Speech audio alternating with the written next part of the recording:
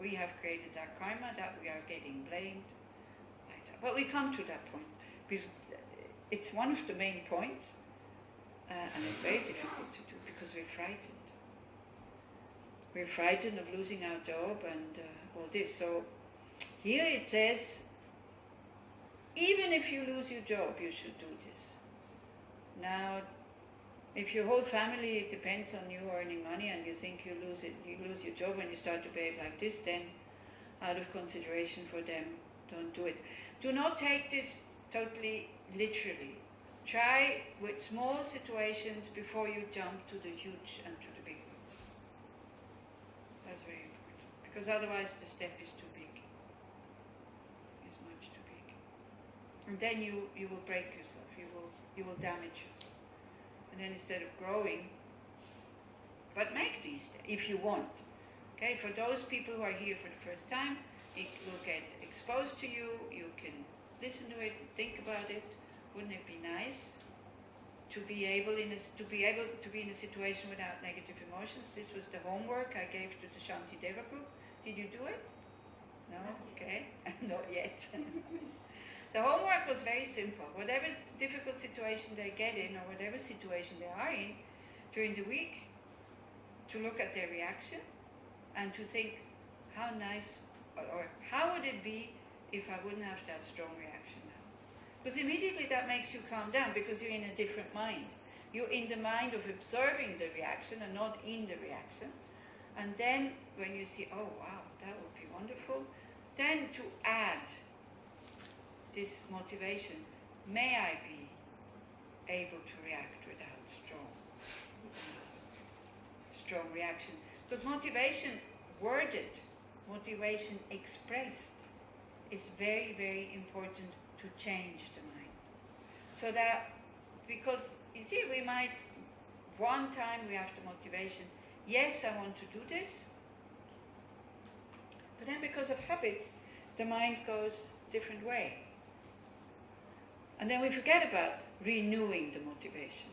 And then the motivation becomes weaker and weaker and weaker and weaker. So always this, may I attain full awakening for the benefit of sentient beings. That's why we always say it at the beginning of every practice as a Buddhist. But if you're not a Buddhist, you don't have to say that. But it's still good to check all the time, why am I doing this? Even when you do negative things and you get upset, in order to be able to loosen these habits, to get out of the self-judging, I'm so bad, blah, blah, blah thing,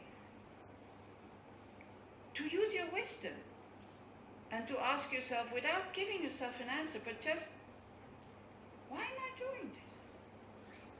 It will weaken your habits in a very, very nice way. So then we have the wisdom from hearing, and we have the wisdom from thinking about it, but we still are not awakened because we don't have the wisdom from meditating on it. Now, there is two kinds of meditation. In the morning, you will do shamatha, just to calm the mind. And that is not for attaining happiness. Although it will bring that result after a long time, after you have the habit of sitting every day. And then these moments of happiness will come in glimpses and not lasting.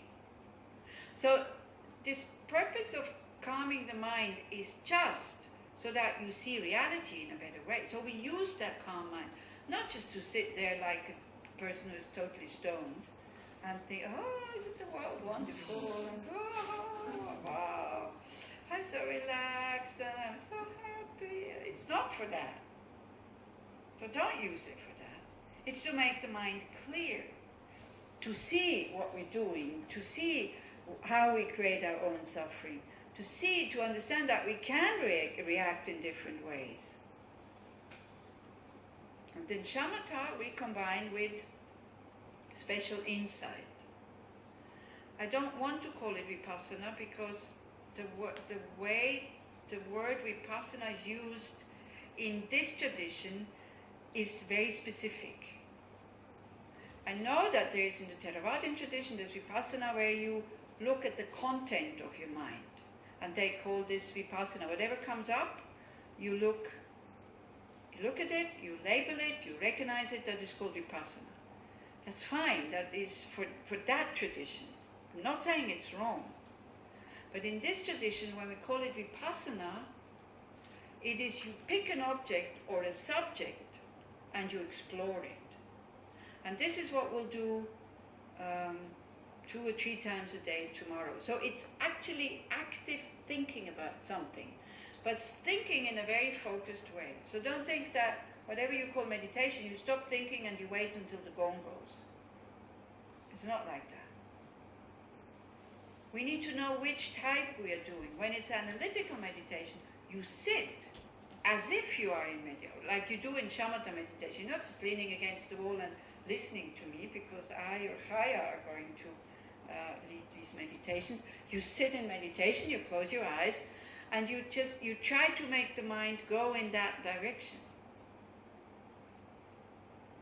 That will give you slowly, slowly, slowly the wisdom of meditation.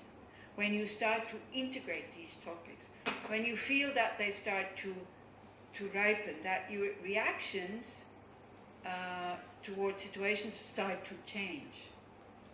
And that comes about through analytical meditation. Again, the word analytical meditation is quite high, because in order to call it analytical meditation, you need to know the topic really well.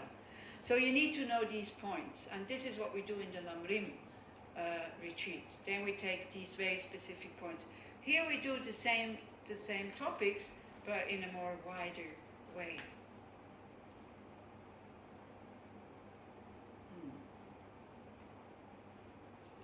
So these are these 2 kinds of what we call gom meditation. When they call Vipassana in the Tibetan tradition, is especially about emptiness, special insight. Special insight into what? Into not being able to find the thing, be it the eye, or be it the cup, or the clock, or a pen, or shoe, or whatever. There is a conventionally existing shoe, but we can't find it in the parts, nor separate from the parts. We'll talk about this. So this is when they do combined with shamatha, and you take what you've learned, then that's what they call Vipassana, or analytical meditation. What we will do here, we will do some reflections on the topics that we have been looking at, and you do this until you feel the mind going in that way, and the mind almost going, oh wow, yes. And then you keep you try to keep the shamatha on it so that it becomes deeper. So this is a very structured way how to transform the mind. It's not just having it here. This is what many people think. Having it here is doing the trick. It's not. Your mind is far away from being transformed, just knowing it. And it can actually go totally the other way, because you know it, you think you should be able to act like this, and you are not able to act like this, and you start to judge yourself, you start to hate yourself, you drop the whole practice, you say the practice doesn't work, because you don't know these steps. Okay.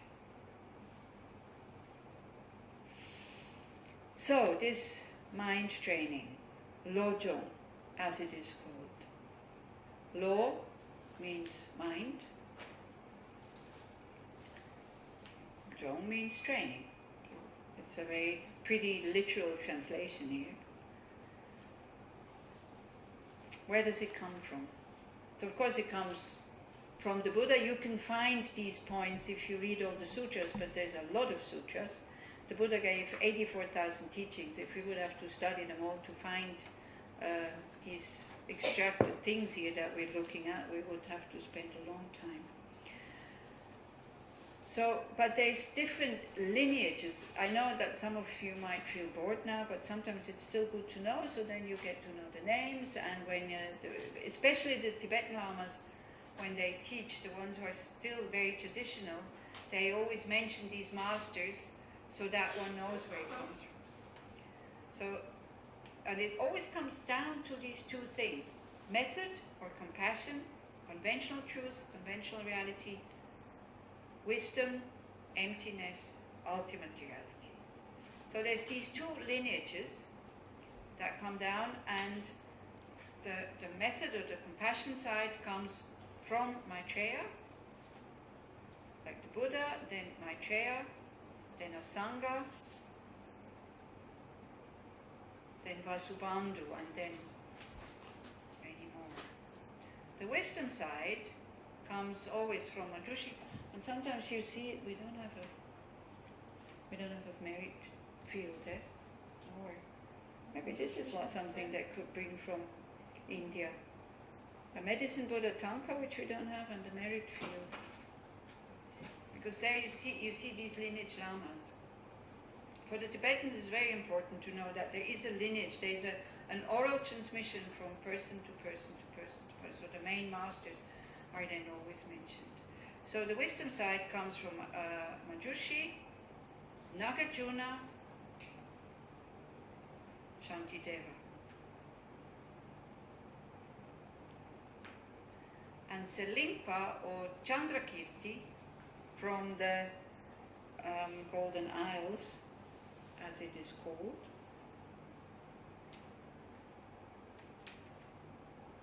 He combines both, like these both lineages. Sorry, it's Dharmakirti, it's not Chandrakirti. In case you're Chandrakirti, Dharmakirti.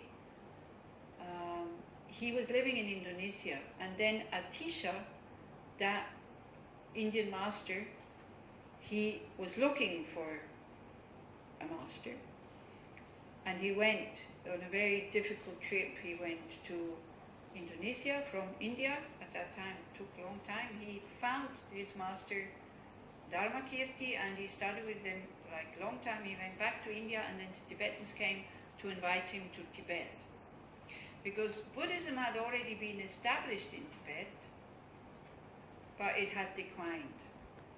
Because Buddhism is very, very complex. It's not a dogma.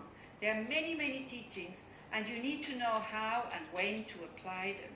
And then there's or different views coming up, because it is not a dogma, because the Buddha himself said contradicting things. Because he was teaching according to the audience that was there. Like if you teach how to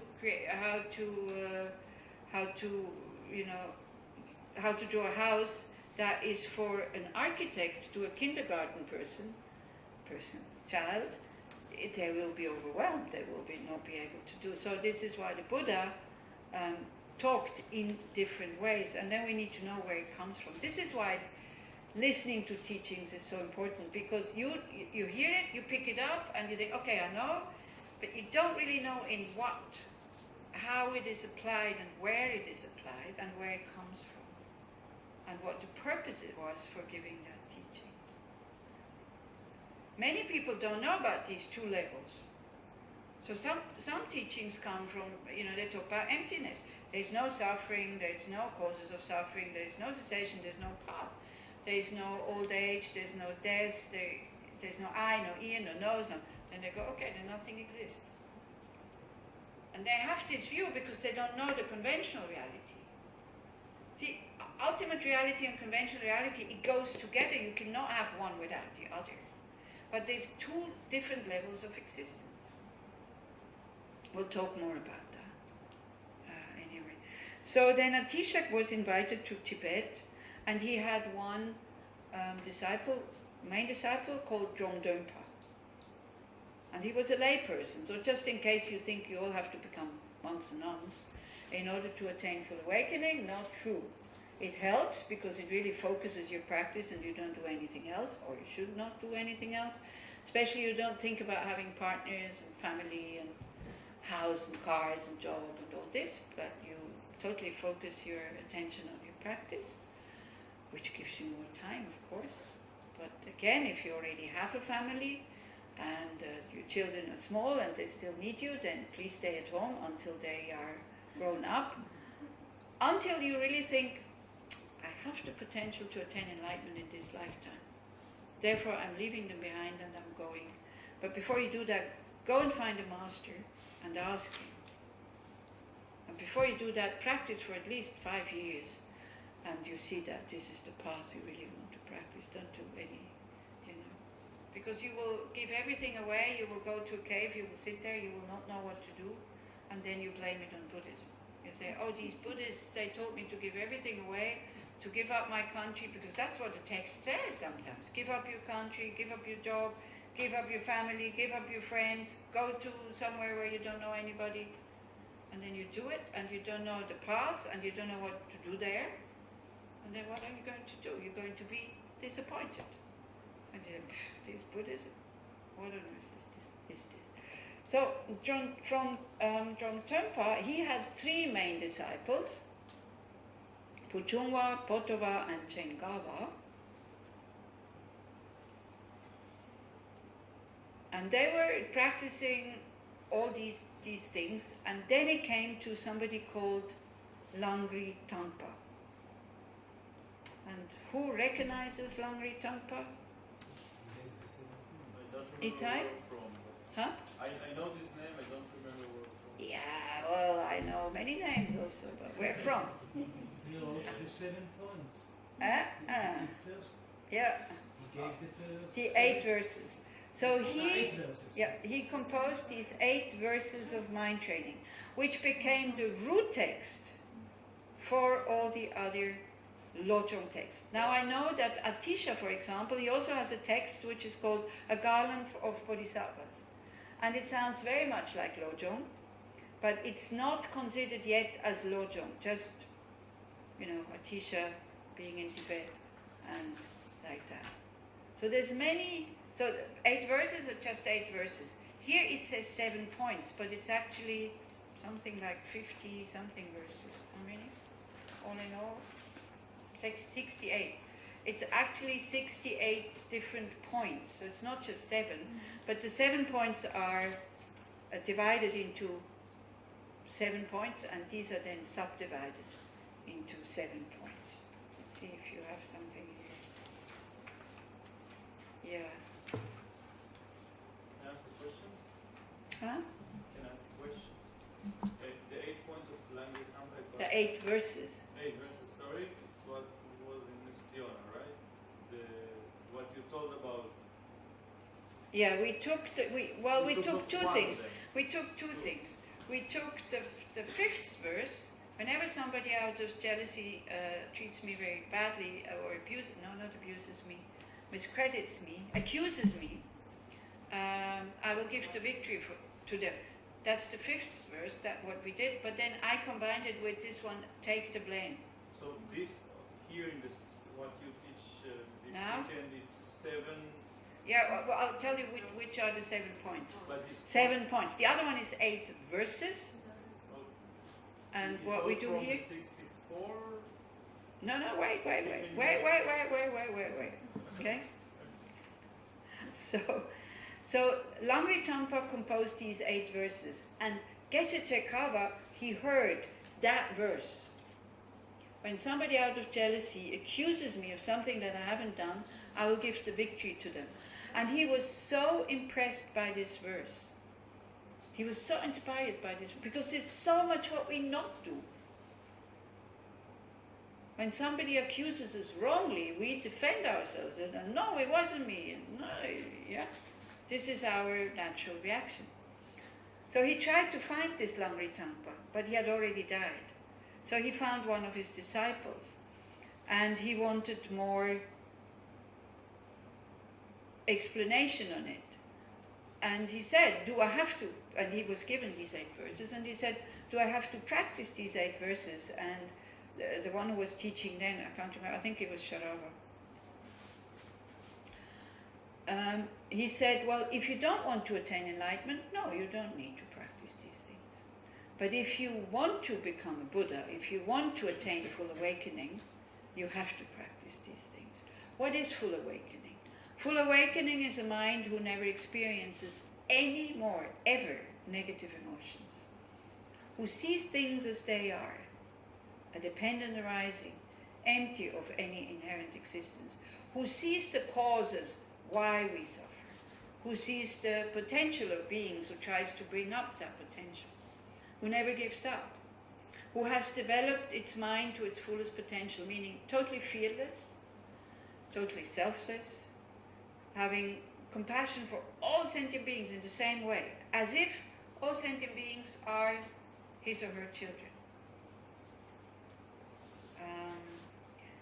Never ever the slightest wish to harm somebody, if it's not for the benefit. Again, we have to be careful when we talk about harming and helping. If somebody wants to rob a bank, and if I'm a Buddha, and I say, yeah, of course, I made a vow to help all beings, so therefore I have to help him rob the bank, that is not what is meant by that. What is of benefit means what leads to happiness. So there might be the short-term happiness of having robbed the bank and now having a lot of money, but again, then it's karma. It's the karma of stealing. So that means that person will be reborn poor many, many, many times. So then it's not good if you help that person. We don't have that wisdom. We don't see sometimes if we should leave somebody to grow up by themselves or if we should help them. We don't see if by helping them we hinder their progress. We don't know. We don't know. But the Buddha has. So Tsongsa Khyentse, and I think it's the best explanation of a full awakening that I've ever heard. It's a mind which is at the height of its normality.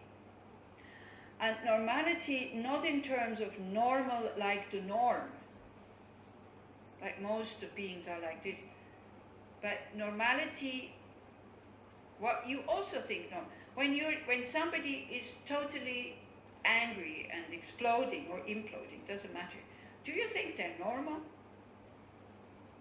If somebody harms you, do you think that's normal? No. If somebody helps you, when you say, please, can you please help me, and they help you, do you think that's normal? Yes. It should be. Huh? It should be. And we're talking about like gut feeling. We're not going like, imagine he helped me. I asked him to open the door for me. Wow, he opened the door. It's normal. You ask somebody, they have time, and we expect it on top of it. This is why we get the disappointments. Because when it's done to us, it's normal. When we do it to others, it's not normal. Then it's extraordinary. When we get out of our way. I mean, not always, but sometimes. So, a fully awakened mind sees things as they are, has not the slightest wish to harm somebody, only the wish to benefit. And mothers and fathers have that wish for their children. I know that there are sometimes parents who are not normal, but normal parents, until they die, they want their children to be happy. Even if the children are very bad, even the children are criminals, they still want them to be happy. That's a Buddha. And not just for 1, 2, 3 or 100 people, but for all beings, including insects, fish, birds, elephants, dogs, cats, beings that we can't even see, like spirits. There's also some, they talk about one can be reincarnated, not with a form, but as a spirit that we cannot see, but sometimes animals can feel it, or sometimes human beings can feel it. Human beings can sometimes feel, or sometimes even see ghosts. And we all say, well, it's hocus pocus. How do we know? Dogs can smell smells that we can smell, but still they exist. Can hear sounds that we cannot hear. Our mind is too thick to see these things sometimes. Yeah. So that's a fully awakened being. So this is what one wants to attain. Maybe also just to clarify, point it out, there's 2 streams in Buddhism. One who is looking for liberation from suffering, for awakening. That is called the Theravadan tradition. You only look for your own, you look for your own liberation from all negative emotions. Then you also see things as they are, but that wish to benefit all beings is not there. And then you go into what is called nirvana. Now don't say that's selfish, and don't think that's a simple goal, and don't feel so proud about being a Mahayanist, because I have seen Theravadins have much more compassion than Mahayanists. Mahayanists, sometimes they get so eager in attaining enlightenment for the benefit of all sentient beings that they kick everybody aside who wants to also sit in front of the Dalai Lama. That's, for example, an example. Be careful. You know, if you go like, oh, they are selfish, these Theravadin people, they only look for themselves, it's a good thing. Because why? Now I come to this point, I don't know if I should mention. If you are, because they're not reborn. If you are liberated, then they're not reborn. Means the world is free of them. One being less who pollutes, who disturbs other people's peace of mind. See, even a Buddha can disturb somebody's peace of mind, not because he wants to, but the Dalai Lama disturbs the Chinese. Not because he wants to, but if they're out, gone, they're not doing any damage anymore. So that's really a good thing. So don't think that this is a small goal. And never, ever, please look down on them. And think, oh, I'm in the Mahayana tradition. I work for the benefit of all sentient beings. Yeah, okay, good. Be happy about it, that you feel more drawn towards these practices. But if you are drawn towards these practices because you think, oh, but just being in peace and in nirvana, that's boring, then you're not a Mahayanist. Because if you're not longing for your own peace, it is totally illusory that you can long for the peace of that others should have peace. Then you want to come back because you're attracted to activity in samsara. So be careful. Look at your motivation. Don't forget that first part. I have to become a Buddha. How do I become a Buddha? By stopping to harm others. That's the first step. Before I go and try to help others. First we have to become ethical people, to have ethical conduct. So then Geshe Chekhava, this one here, who composed that text, so he started to receive teachings, to practice, and then he elaborated on these points. So they're very similar, but they are all going in the same directions. It's all going against the self-cherishing. So if you are somebody who has very, very, very low self-esteem, I would say the practice might be even harming. You need to have healthy self-confidence that, yes, I am a good person. And yes, I have this potential to be free from negative emotions. This is what you need. Otherwise it's just cuts in, it increases your neuroses about, I'm so bad and I'm not worthy and nobody likes me and I don't like anybody and I never do anything right and all this.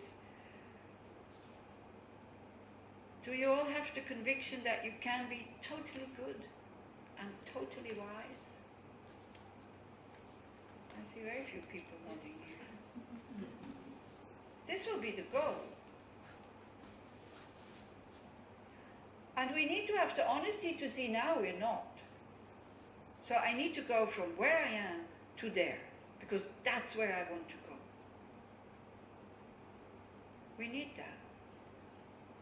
Otherwise, this, going against your ego, going against your ego, going against your ego, it will just increase your ego. Your ego will rebel. The ego in depression is the highest. The biggest, that's where you feel it the most. I'm not capable of anything. I. The whole world can come and tell you, no, you're not like this. You refuse to believe it. You forget about all your qualities that you have, all your good things that you did. And you project into the future that you will be sitting in that black hole for the rest of your life. Isn't it? And it's total nonsense. It's not true. That's not all of you. That might be part of you. but it's not all of you. So, Buddha nature, sometimes it's called, that incredible potential that we have, that we want to develop, not to develop, that we want to discover. We don't need to develop it, we need to discover it. It's always there. We can never lose it because it's the nature of the mind. This is why we are constantly searching for something better. Because it's calling us. It's calling us to say, hey, you could be in a better state. But then we change the thing outside. We think, but I'm not happy because my neighbor, or because my partner, or because my financial situation, or because my job, or my boss, or I don't know what. We constantly looking outside. We hardly ever instinctively say, I'm not happy because why? Because negative karma ripening right now. Great, it's ripening, then it's finished, it's gone. Who created it? The wrong view of believing in a self. And look who is reacting now. It's the self, it's this I.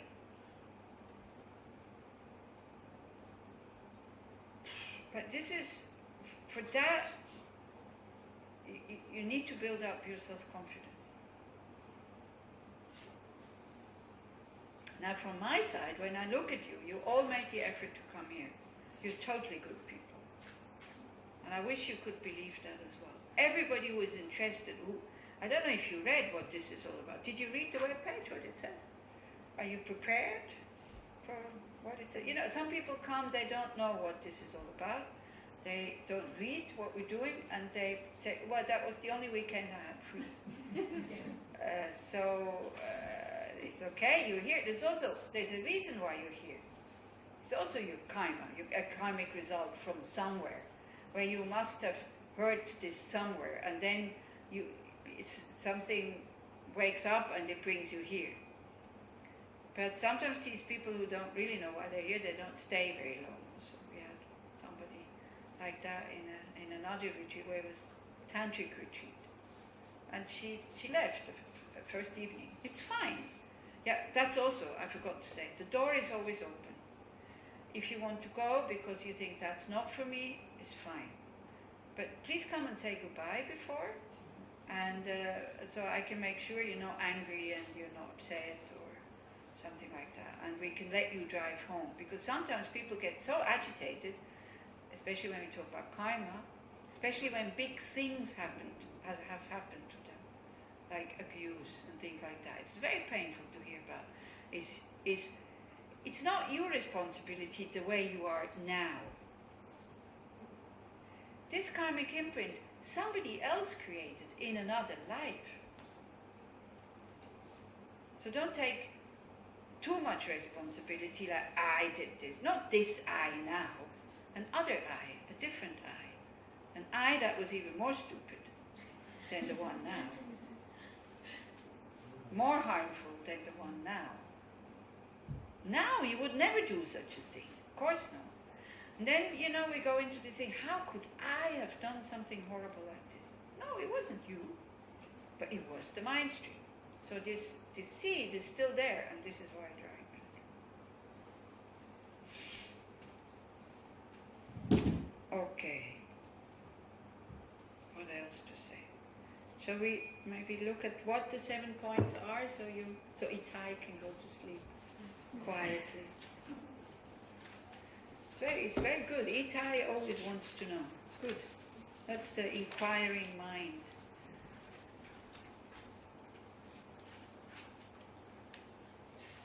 So it's divided into these 7 points. First one is the preparation, the preliminaries. If you look at you can see it there. Number 1, explaining the preliminaries as a basis for the practice. The second point is the actual practice, is the main practice of what we're doing. That is developing bodhicitta. We go into what the preliminaries are tomorrow, okay? Because here it doesn't even say explicitly what they are. So here, this text actually already expects you to know what the preliminaries are. Just so that you're not wondering that, you know, so that. Ita, you know what they are, the preliminaries? For what? The preliminaries? Maybe in English. Preliminaries? אימונים המקדימים. Preparation, the preparation for developing bodhicitta, you know what it is? No. Okay? So the preparation is thinking about the Four Noble Truths, starting to believe in your potential, seeing that the way I'm living now with this undiscovered potential is not satisfying. That's one. Understanding suffering has causes. So, then we look, okay, I want to practice this. Do I have what I need? It's called precious human rebirth.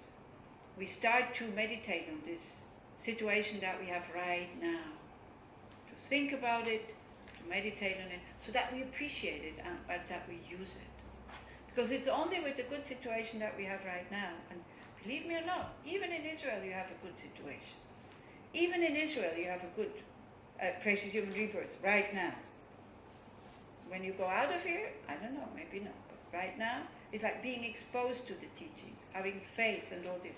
We'll talk about this tomorrow, and we meditate on that tomorrow. It's called precious human rebirth, meaning I have the ticket and the visa to go to India or to go to full awakening. I have it, but I need to use it. Are you okay? Yeah. Do you want something to drink? Or? But I have to use it. Then we get lazy, you know. Oh, I have such a good situation. So many people tell me, spiritual practices? Why? I'm well. And it's true, they are well and happy. Because why? Because they have everything they want. They have a good relationship, partner, kids are healthy, good job, financial security. But if one of these things collapses, and they have nothing else to hold on to, the other pillars also collapse. See, if you just discover that you have cancer, even you have 100 millions, it won't help you. And if you have a lot of bills, it won't help you that you're healthy to make the situation easier. Of course, it will make the situation more difficult if you would be sick, but when you are in the situation, one of these pillars collapse, that we call what we need in order to have a fulfilled and happy life, all the others don't hold. So this is why we have to look for something deeper, something that we can take refuge here in the mind, that we're not depending on the outside world for happiness. And that exists. We can discover that. We already have it inside. So thinking about precious human rebirth so that we make good use of it. Second point, it won't last. Impermanence and death. Your visa to India, if you don't go now, you go in a year, that you go to the border, they say, hey, this has been issued a year ago, it's only valid 6 months, goodbye, you can go back home. They won't even let you on the plane. Then we think about what comes next, what comes in next life. So again, if you don't believe in rebirth, I'm sorry, but I will have to talk like this. But I do totally accept if you don't believe in rebirth. It's fine with me. As I said, I don't know if it's true. I accept it as a view, and I try to act according to that, as if there is rebirth. And I see that it helps me now to behave in a better way. So what comes next according to karma? So we study the law of cause and effect. How does karma work? We'll do that tomorrow morning, all of this, hopefully. But as I said, not in detail, but more a bit global, because the course is about bodhicitta. And if you want to have more detail, then come to the Sukkot course, because there we go more into detail of these lower scopes. Karma, and then, okay, even if I create only positive actions, I still have a lot of stress in my life, because I still have to die, I still get sick, I still have to be reborn, I still have neighbors who don't like me. Yeah. So, or that I don't like, even worse. So then we start to understand samsara, dukkha and klesha. Samsara, what causes it, and how to finish it. These are the preliminaries. So the first thing that we need to do if we want to develop bodhicitta is to tame the mind, not to train it. If the mind is not tamed, you cannot train it. You know, if the strong reactions are always there, it's like a wild horse, and you try to train it, you break your neck. And how do we tame the mind? Is with ethical conduct. We start to abstain from negative actions as best as we can, even if we're sure that nobody will get us, if we cheat, if we lie, if we get, if we, what else do we do? Kill, these things. And then when the mind is tamed, we can start to train it, and then we start to really be, even before you're a Buddha, I think you start to feel this very, very basic goodness, spaciousness and wisdom that we all have. It's there. It's there. Have you discovered it from time to time, Netta? Yeah, a little, but it doesn't matter. And when we feel it, it doesn't change. It always feels the same. Space. Peace. For me, it's like, what is really inspiring me is space. It's like, so much space. No borders there. Freedom. Freedom is another word that sometimes I feel like this. Free. And there's no negative emotions. And space. And then the wisdom comes. Then I know what I should do. And I do it sometimes. Netta went like this. I don't know if you saw it. Me also. Then I know what I should do, and I do sometimes. Yeah. It's a long path. You need a lot of patience. So if you don't have enthusiasm at the beginning, it will be difficult. And it's a difficult path, but it's worthwhile. It's probably the only thing that is really worthwhile is to train, to work with the mind and to train the mind. Because then you're not dependent on the outside world anymore. So these are the preliminaries. That's the first point. These 4 points. Then the second point is the actual practice is to develop bodhicitta. This we do on Saturday. So we cover these 2 points in that weekend. And then we start to practice. When bodhicitta is already, at least intellectually there, then we start to see, like point number 3, is how to transform difficult situations into the path of enlightenment. So then at least when then things go well, we're happy. Things don't go well, we're happy also because then we can train. How can we train? Not to give up. Patience. Patience is the best antidote for anger. And if you don't train the mind in patience, you will always get angry when things don't go the way you want them to go. Either anger that implodes, so you turn it against yourself, or anger that explodes, where you start to scream, or you stop kind of communicating. This is it. The 4th point is integrated practice in a single lifetime. This we do the weekend, like in 2 weeks or 3 weeks, I can't remember. Then the 5th point is the measure of having trained the mind. So we start to see, is it working? If it is not working yet, then we have to continue with these points. And it gives you very specific points. Yeah. Then the 6th point, and here it becomes even more specific, it tells you what to do and not to do. 6 points is the commitments of mind training, so we start to make commitments. I'm a mind trainer, so therefore I vow or I promise to do this. And we forget, so we have to look at these points again and again and again and again. And then the 7th point is the precepts of mind training. 6th and the 7th is more or less the same. Like, the commitments and the precepts. I don't know exactly why he divided it into 2 points. Maybe so that the 6th point doesn't become